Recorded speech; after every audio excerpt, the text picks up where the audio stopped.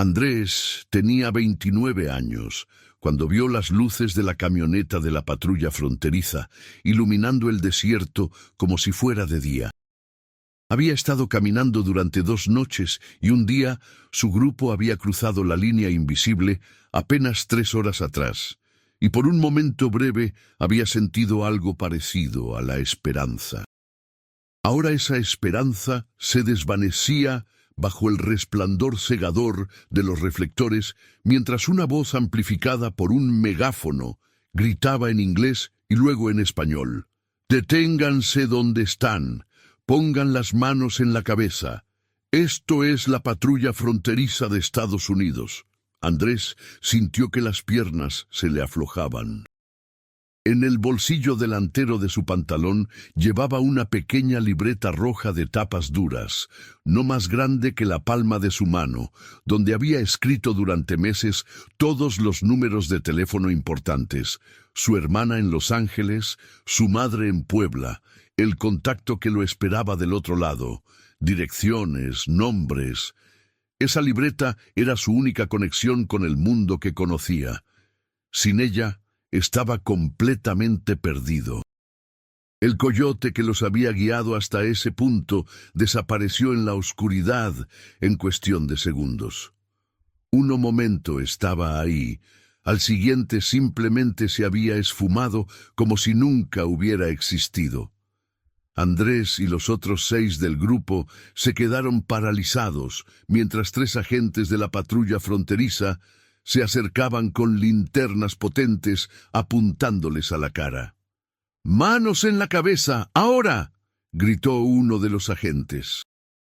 Andrés obedeció automáticamente, colocando las manos entrelazadas sobre su cabeza. Los otros hicieron lo mismo. Los agentes los rodearon, les ordenaron arrodillarse, les esposaron las manos a la espalda con bridas de plástico que apretaban dolorosamente. Todo sucedió en menos de 5 minutos. Andrés trató de procesar lo que estaba pasando, pero su mente estaba en shock. 2 noches caminando por el desierto, todo el dinero que había pagado al coyote, todos los riesgos que había tomado, y ahora esto. Atrapado a solo 3 horas de haber cruzado. Los agentes los registraron uno por uno. Cuando llegaron a Andrés, le vaciaron los bolsillos, un poco de dinero, la libreta roja, una fotografía doblada de su hija. El agente miró la libreta, la hojeó rápidamente, vio las páginas llenas de números y direcciones escritos con letra pequeña y apretada. «¿Qué es esto?», preguntó en español con acento. «Mi libreta», respondió Andrés con voz temblorosa. «Tiene los teléfonos de mi familia». El agente asintió, pero no se la devolvió. La metió en una bolsa de plástico transparente junto con el resto de sus pertenencias. «La recuperarás después», dijo sin mucha convicción. Andrés sintió pánico. Sin esa libreta, estaba perdido. Los números no los tenía memorizados todos, especialmente el del contacto en Estados Unidos que su cuñado le había conseguido. Un número largo con extensión que había anotado cuidadosamente 3 veces para estar seguro de no equivocarse. Lo subieron a la parte trasera de una camioneta de la patrulla fronteriza, una cabina cerrada con bancas de metal a los lados y sin ventanas. Andrés iba esposado junto a 5 personas más, todos apretados, todos en silencio. El vehículo arrancó y manejó durante lo que pareció una eternidad, pero probablemente fue solo media hora. Cuando se detuvo y abrieron las puertas, Andrés vio que estaban en algún tipo de estación. Un edificio bajo y largo, con luces fluorescentes brillantes, cercas de alambre con púas, antenas de comunicación. Un letrero decía U.S. Border Patrol, Tucson Sector. Los bajaron de la camioneta, los formaron en fila, los hicieron entrar a un área de procesamiento que parecía más una jaula que una oficina. Había bancas de concreto a los lados, el piso era de cemento pulido, las paredes eran bloques de concreto pintados de beige. Todo estaba iluminado con una luz blanca y fría que hacía que todo pareciera irreal. Les quitaron las esposas de plástico y les ordenaron sentarse. Un agente empezó a llamarlos uno por uno para registrarlos. Cuando le tocó el turno a Andrés, lo llevaron a un escritorio donde un agente de origen latino, tal vez mexicano-americano por su acento, le empezó a hacer preguntas. Nombre completo, fecha de nacimiento, lugar de nacimiento, dirección en México, cuándo cruzó, por dónde cruzó, si había estado en Estados Unidos antes. Andrés respondió con la verdad, porque había escuchado que mentir solo empeoraba las cosas. Dio su información real, dijo que era de Puebla, que había cruzado esa misma noche cerca de Sasabe, que nunca había estado en Estados Unidos antes, que iba a buscar trabajo para mantener a su familia. El agente tecleaba en una computadora sin mirarlo mucho, como si hubiera hecho esto 1000 veces, y Andrés fuera solo un número más en el sistema. ¿Tienes antecedentes penales?, preguntó el agente. No, ninguno, respondió Andrés. ¿Pandillas, cárteles, algo así? No, nada de eso. Soy albañil, solo busco trabajo. El agente asintió, siguió tecleando. Tomó las huellas digitales de Andrés en un escáner digital, le tomó una fotografía, le dio un número de expediente. Te van a procesar para deportación expedita, dijo el agente con un tono que era ni amable ni cruel, simplemente neutral, profesional. Como es tu primera vez y no tienes antecedentes, probablemente te regresen a México en las próximas 24 a 48 horas. ¿Entiendes? Andrés asintió, aunque no entendía completamente. Deportación expedita, 24 a 48 horas. Su mente trataba de procesar. ¿Y mi libreta?, preguntó. ¿La libreta roja con los teléfonos? El agente buscó en la bolsa de plástico, sacó la libreta, la miró. Esta la puedes tener de vuelta, pero ahora no. Cuando te procesen, te devuelven tus pertenencias. Los llevaron a todos a otra área que internamente llamaban la hielera, un apodo que Andrés entendió inmediatamente al entrar. La temperatura del lugar estaba bajísima, tal vez 15 grados Celsius o menos. Un frío artificial creado por aires acondicionados que funcionaban a máxima potencia. Después de 2 días en el desierto, donde las temperaturas superaban los 40 grados, el cambio era brutal. Había tal vez 30 personas ahí, todos hombres en esta sección, sentados o acostados en el piso de concreto, algunos con cobijas delgadas de aluminio que parecían no servir de mucho. El olor era fuerte, sudor, suciedad, orines, miedo. Andrés se sentó en un rincón, abrazando sus rodillas, tratando de mantener el calor corporal. Le dieron una de las cobijas de aluminio, pero el frío atravesaba todo. Sus pies todavía ardían de la caminata en el desierto, ahora también estaban helados. Era una combinación surrealista de dolor. Pasaron las horas con una lentitud tortuosa. No había reloj visible, no había ventanas, solo la luz fluorescente constante que nunca se apagaba. Andrés no sabía si era de día o de noche. A ratos dormitaba apoyado contra la pared. A ratos simplemente miraba al vacío, pensando en su hija, en su madre, en todo el esfuerzo que había hecho para llegar hasta ahí. Había vendido su camioneta vieja, había pedido prestado dinero a un tío, había pagado $6,000 al coyote. Ahora iba a ser deportado sin haber siquiera llegado a ningún lado. Los $6,000 perdidos, la deuda intacta, y de vuelta al punto de partida. La frustración era abrumadora. Les dieron comida en algún momento, un sándwich de jamón procesado con pan blanco, una bolsita de papas fritas, una botella pequeña de agua. Andrés comió aunque no tenía hambre. Sabía que necesitaba mantener fuerzas. Alrededor de él escuchaba conversaciones en voz baja. Un hombre de Guatemala contaba que era su tercera vez siendo atrapado, que cada vez lo deportaban y cada vez volvía a intentar. Es como un juego, decía con una risa amarga. Ellos te agarran, te regresan, tú vuelves a intentar, hasta que un día tienes suerte y pasas, o un día te rindes. Otro hombre, más joven, tal vez de 20 años, lloraba en silencio acurrucado en una esquina. Andrés se preguntó cuál sería su historia, qué lo había empujado a cruzar, qué había dejado atrás. Después de lo que debieron ser 12 o 14 horas en la hielera, empezaron a llamar nombres. Cuando dijeron Andrés Morales, él se puso de pie. Lo llevaron a otra área donde le hicieron firmar varios documentos. Un oficial le explicó en español: «Estás siendo deportado bajo el proceso de retorno voluntario. Firmas aquí reconociendo que entraste ilegalmente y aceptando regresar a México. Si firmas, te procesamos rápido y te llevamos a la frontera hoy mismo. Si no firmas, vas a pasar por el sistema de cortes de inmigración, lo que puede tomar semanas o meses en detención. ¿Entiendes?». Andrés entendió que realmente no había opción.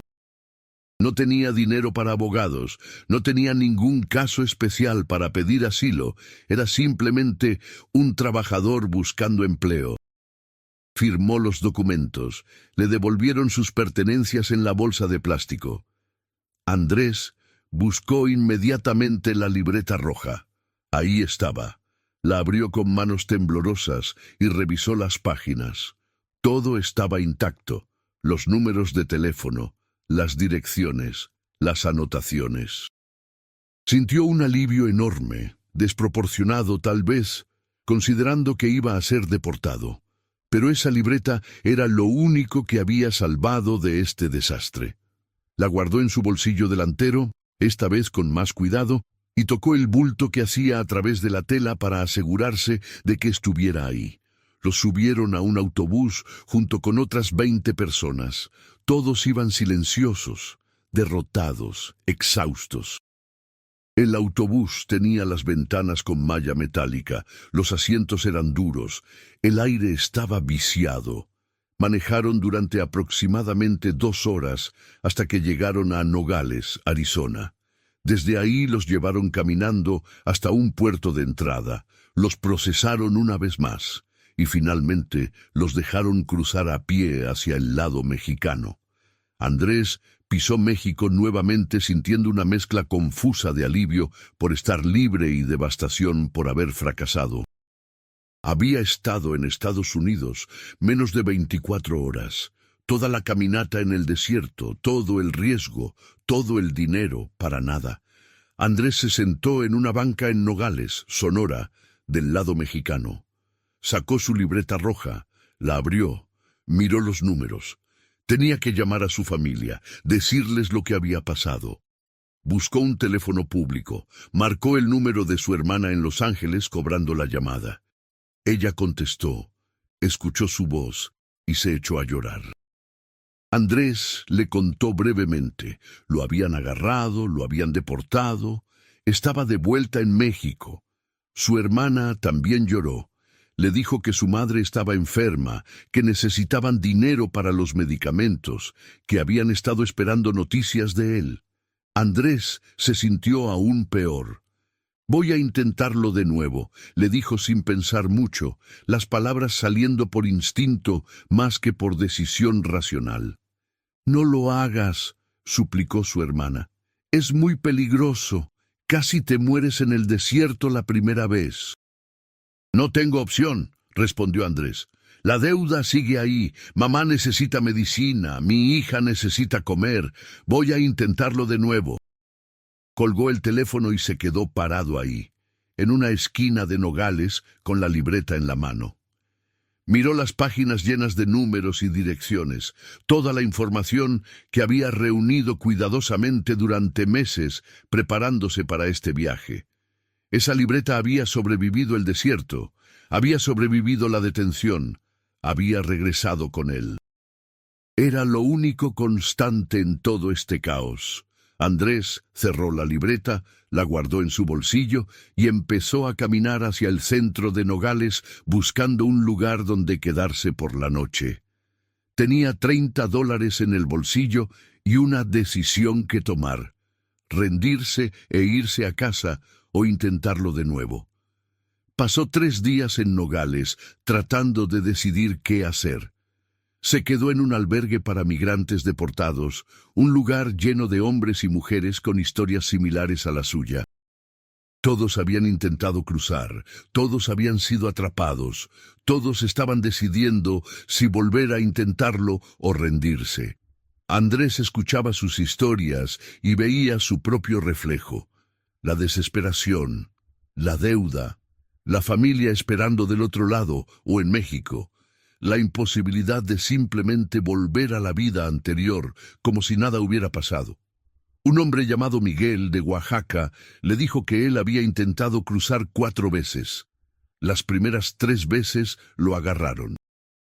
La 4ª vez lo logró, llegó a Carolina del Norte, trabajó en la construcción durante 2 años, mandó dinero a casa, construyó una casa para su familia. Luego un día un accidente de auto, una revisión de documentos, ICE, detención, deportación. Ahora estaba de vuelta intentándolo una 5ª vez. Es una ruleta, le dijo Miguel. Sigues jugando hasta que ganas o hasta que te quedas sin fichas. Al 4º día, Andrés tomó la decisión. Llamó a su tío en México, el que le había prestado parte del dinero. Le explicó la situación, le pidió otros $2,000 prestados, prometió pagarle con intereses. Su tío dudó. Le dijo que era una locura, que mejor se devolviera a Puebla y buscara algo ahí, pero finalmente aceptó enviarle el dinero por Western Union. Andrés sabía que estaba cavando un hoyo más profundo de deuda, pero sentía que ya no había vuelta atrás. O lo lograba, o se hundía completamente. No había término medio. Recogió el dinero, contactó a otro coyote que conoció en el albergue, negoció un precio más bajo porque ya conocía la ruta y solo necesitaba que lo guiaran. Acordaron $3,500 por un segundo intento.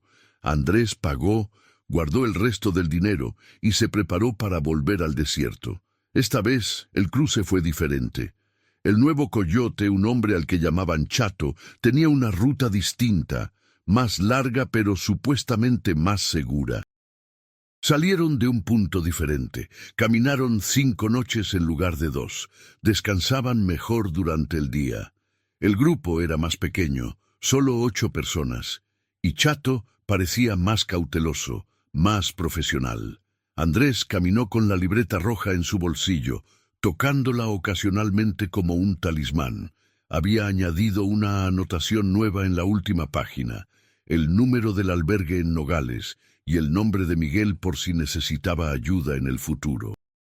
La libreta ya no era solo una colección de contactos, se estaba convirtiendo en un mapa de su odisea, un registro de todas las personas y lugares que tocaban su vida en este viaje imposible. Las 5 noches de caminata fueron agotadoras, pero sin incidentes mayores. Andrés sentía que su cuerpo ya estaba adaptado al desierto de alguna forma. Sabía mejor cómo racionar el agua, cómo caminar para conservar energía, cómo lidiar con el calor del día y el frío de la noche. Cuando finalmente cruzaron la línea y siguieron caminando hacia el punto de recogida, Andrés sentía una mezcla de esperanza y terror. ¿Lo lograrían esta vez? ¿O aparecerían de nuevo las luces de la patrulla fronteriza? Llegaron al punto de recogida sin ser detectados. Una camioneta los estaba esperando. Los subieron rápido, los llevaron a una casa de seguridad en algún lugar de Arizona. Ahí Andrés llamó al número que tenía en su libreta roja, el contacto que su cuñado le había conseguido. Un hombre que ayudaba a transportar migrantes hacia sus destinos finales. El hombre le dijo que necesitaba pagar otros $1,500 para el transporte a Los Ángeles. Andrés negoció, logró bajarlo a $1,000 porque era todo el dinero que le quedaba. El hombre aceptó de mala gana. 3 días después, Andrés subió a otra camioneta que lo llevó durante 2 días atravesando Arizona, California, hasta finalmente llegar a Los Ángeles. Cuando la camioneta lo dejó en una esquina del este de Los Ángeles y él vio a su hermana esperándolo, Andrés sintió que se desmoronaba. Se abrazaron y ambos lloraron. «Lo lograste», decía su hermana una y otra vez. «Lo lograste». Andrés no podía hablar, solo asentía. Había cruzado el desierto 2 veces, había sido detenido y deportado una vez, había gastado casi $10,000, había acumulado deudas que tardaría años en pagar. Pero estaba ahí, estaba del otro lado. Tocó el bolsillo donde llevaba la libreta roja, sintió el bulto familiar y supo que había valido la pena. O al menos eso se decía a sí mismo, porque la alternativa era pensar que todo había sido un error terrible. Los primeros meses en Los Ángeles fueron de adaptación y trabajo duro. Su hermana le consiguió un cuarto en un departamento que compartía con otras 5 personas. Andrés dormía en un colchón en el piso de la sala. Consiguió trabajo en la construcción. Trabajaba 10 horas al día. 6 días a la semana. El sueldo era mejor que cualquier cosa que hubiera ganado en México, pero no era la fortuna que había imaginado. Después de pagar renta, comida y enviar dinero a su familia, le quedaba poco. Y estaban las deudas. El tío que le había prestado dinero esperaba pagos mensuales, el prestamista en Puebla también, y había otros gastos que no había anticipado. La libreta roja se convirtió en su compañera constante. Añadía números nuevos, contactos de trabajo, números de emergencia, direcciones de lugares importantes. También empezó a anotar otras cosas. Cuánto dinero enviaba a casa cada mes, cuánto debía, pequeños recordatorios. La libreta ya no era solo un directorio, era su diario, su contabilidad, su memoria externa. Una noche, sentado en el colchón después de un día largo de trabajo, Andrés abrió la libreta en la primera página donde había escrito originalmente los números de su familia. Vio su propia letra de meses atrás, antes de cruzar por primera vez, cuando todavía tenía esperanza ingenua de que todo sería más fácil. Esa letra se veía diferente ahora, o tal vez él era quien era diferente. Pasaron 6 meses. Andrés anotó el número en su libreta roja, aunque sabía que probablemente no tenía caso porque había sido deportado una vez. Aún así, tener el número ahí le daba algo parecido a esperanza. Un año después de haber llegado, Andrés recibió una llamada de México. Su madre había empeorado. Necesitaba una cirugía urgente. El costo era de $5,000. Andrés entró en pánico. Había logrado pagar la mitad de sus deudas, pero todavía debía dinero y sus ahorros eran mínimos. No tenía $5,000. Pidió prestado a su hermana, a amigos, reunió lo que pudo y envió $3,500 a México. No era suficiente, pero era todo lo que tenía. Su madre tuvo la cirugía, sobrevivió, pero Andrés ahora tenía nuevas deudas. Se sintió como estar de vuelta en el desierto. Cada vez que avanzaba un paso, algo lo empujaba 2 pasos atrás. 2 años después del cruce, Andrés seguía en Los Ángeles, seguía trabajando, seguía pagando deudas. Había cambiado. Ya no era el hombre que había salido de Puebla con esperanzas ingenuas. Ahora entendía que cruzar la frontera no era un evento único, sino un proceso continuo. Cada día en Estados Unidos sin papeles era una especie de cruce, una navegación constante entre la supervivencia y el riesgo. Cada vez que veía una patrulla de policía, sentía el mismo miedo que había sentido cuando las luces de la patrulla fronteriza iluminaron el desierto. Ese encuentro con la migra no había sido un momento aislado, era la sombra que lo seguía todos los días. Una noche, mientras revisaba su libreta roja añadiendo un número nuevo, Andrés se dio cuenta de que las páginas estaban completamente llenas. Números, direcciones, anotaciones, recordatorios, pequeñas notas sobre deudas pagadas y deudas pendientes. La libreta, que había empezado como una simple colección de contactos, ahora era un registro completo de su vida como inmigrante. Era física también. Las tapas duras estaban desgastadas, las esquinas dobladas, algunas páginas manchadas con sudor, tierra y el paso del tiempo. Era el único objeto que había estado con él en cada paso de este viaje. En el primer cruce por el desierto, en la hielera cuando fue detenido, de regreso a Nogales deportado, en el segundo cruce, y ahora aquí en Los Ángeles. Andrés compró una libreta nueva, roja también, del mismo tamaño. Empezó a traspasar la información importante, los números que todavía necesitaba, las direcciones relevantes, pero no tiró la libreta vieja. La guardó en una caja junto con otras pocas pertenencias importantes, la fotografía de su hija, algunos documentos, una carta de su madre. Esa libreta era más que un objeto útil. Era evidencia de que había sobrevivido.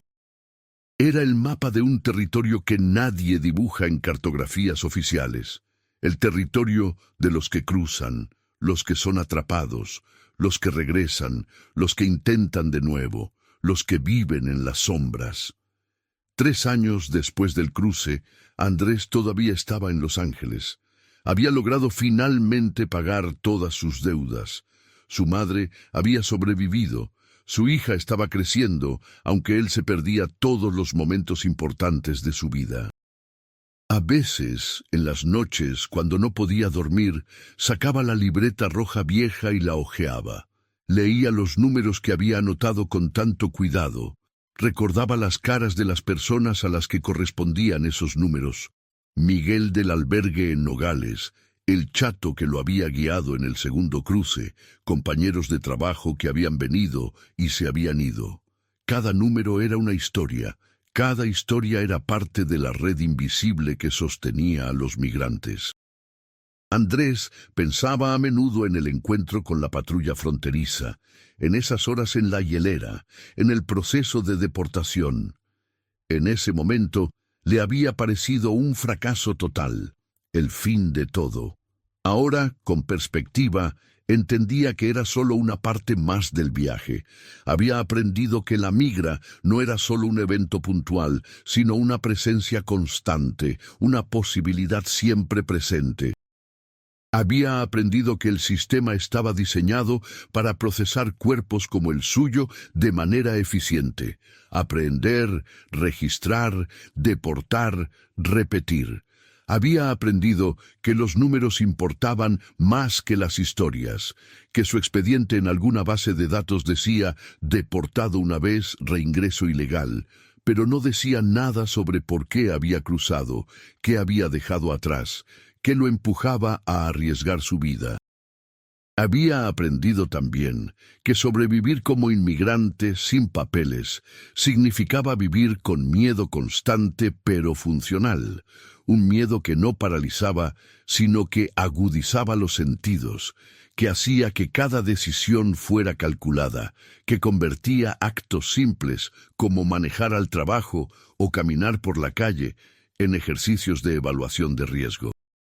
El encuentro con la patrulla fronteriza en el desierto había sido su introducción a este mundo. Los años después habían sido su educación continua. Andrés guardó la libreta vieja de vuelta en su caja, tomó la nueva y añadió una anotación en la última página, algo que había estado pensando pero nunca había escrito. Si algo me pasa, mi hermana sabe dónde están todos los números importantes. Era una nota práctica, pero también un reconocimiento de la realidad. Vivía en un estado de precariedad permanente donde en cualquier momento podía ser detenido, deportado o algo peor. La libreta roja, tanto la vieja como la nueva, eran su forma de mantener control sobre algo, de asegurar que su historia no se perdiera completamente incluso si él desaparecía. El encuentro con la migra en el desierto había terminado con una deportación, pero había enseñado a Andrés una lección fundamental. El sistema estaba diseñado para capturar cuerpos, pero no podía capturar la determinación, la necesidad, la desesperación que empujaba a la gente a cruzar una y otra vez. Por cada persona deportada había 10 más intentando cruzar. Por cada fracaso había otro intento. El encuentro real en la frontera no era un momento único, sino un ciclo perpetuo. Y Andrés ahora entendía que formar parte de ese ciclo era formar parte de algo mucho más grande que él mismo. Un movimiento masivo de personas buscando sobrevivir, buscando algo mejor, dispuestas a arriesgarlo todo por una oportunidad. La libreta roja seguiría llenándose con números nuevos, direcciones nuevas, historias nuevas. Y Andrés seguiría adelante, día a día, construyendo una vida en las sombras, sabiendo que en cualquier momento las luces de la migra podrían iluminarlo de nuevo, pero decidido a que esta vez, si lo atrapaban, al menos habría valido la pena haber intentado.